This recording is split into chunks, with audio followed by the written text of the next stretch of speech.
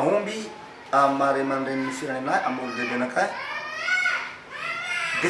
efa lazay tiany mako mbenimbeny le vahaolana hoe izaho ty raha avako malala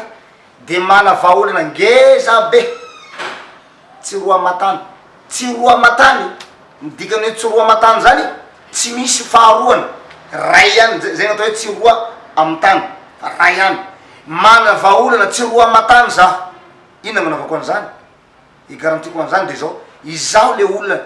nifidin'Andriamanitra manokana teto ambony tany mety nitompo tany an-danitra nandalo fahafatesana Andriamanitra namono ahy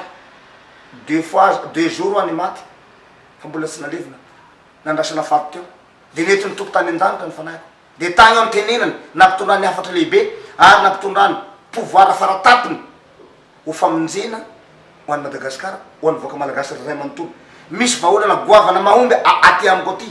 tsy ny fahafatesako nitsangana tamin'ny maty ny vahaolana fa lay Andriamanitra nangalakarakany nampitondra vahaolana misy vahaolana ato amiko ato ny teny aloka ny vavako de fa vahaolana voalohany